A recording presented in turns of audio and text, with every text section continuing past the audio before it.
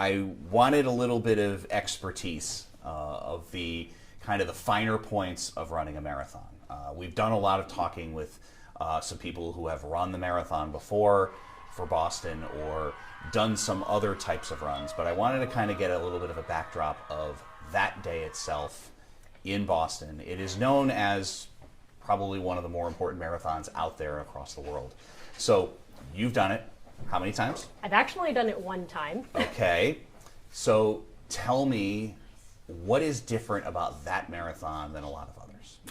So it is the marathon, first of all. I'd say from the time you get there, you get into Athletes Village, there's really nothing like it. You get to that start line, and I will just tell you, you're going to feel chills. There's so much emotion. There's so much around you. The community, the cheering, the anticipation of what's to come is what makes it truly unique. You're getting ready for a 26.2 mile street party, basically, and the crowds are what carry you through. You need to take it all in. So that is what makes Boston unique compared to any other marathon in the world. So I'm imagining it is just packed there in Hopkinton. And so while you're preparing for this and you're waiting the hours and hours to get going, what are the things you need to be doing? So while you're waiting, obviously you want to do the things that you practice leading up to the race. So you don't want to do anything new that day. So you're getting your fuel, however you practice that. You're staying on top of your hydration, making sure you're prepared going in with that. Everything's ready with your clothing that you want. Maybe you've decided which throwaway clothes you're going to toss to the side depending on the weather that day. You want to make sure your fuel is wherever you're holding it. All of that's good to go, and then you're ready to head to your corral. About the course itself, you and I, even before we started this interview, talked about how the first 3 or 4 miles is very up and down, then it kind of flattens out for a while. I drove the first 13. Tell me about the second 13 and what's kind of different about that. Okay, so I will say I'll take you through even the first 16 even. Okay. So the first 16, I will say you're very net downhill. Even though there are some rollers, overall you are net downhill. And I think what happens is sometimes people get a little too excited because it's hard not to. The emotions are going, the crowds are loud, and you do have a fair amount of downhill. Your quads do take a little bit of a beating with that. You get into Wellesley, you get past Newton Wellesley Hospital, you're coming up to that overpass, and that's where things start to change. That's where you're getting into what they call the Newton Hill, starting at mile 16, and that takes you all the way through mile 21.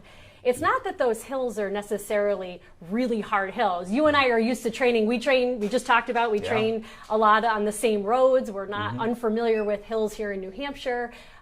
But those hills, even though they're not super challenging, it's where they happen, and they kind of just throw you out of your groove a little bit. But if you played those first miles, even say the first 10 miles, smart, you definitely have conserved some energy to get yourself up those Newton Hills and up the famous Heartbreak Hill. Is Heartbreak as bad as it sounds? So to be honest with you, I have done a million workouts on Heartbreak Hill. I went to Boston College, so one of our workouts, I mean, obviously we weren't training for the marathon, but we would do hill repeats on Heartbreak Hill. It's not that long of a hill. Again, it's not even that steep of a hill. It's the placement of where that hill is. But once you get up to Boston College, you can feel really good about that you've tackled truly the hardest part of the Boston Marathon. All right, so tips, strategies, just for any general marathon runner or runner going into this race, just a couple of quick do's and don'ts. Yeah, I would say, everybody's always learning and everybody's individual, but I think there's a few hard and fast rules for anyone is don't wait until you're thirsty, don't wait until you're tired, don't wait until you're hungry to use your fuels, to take in the nutrition, to take in the water, to take in the electrolytes.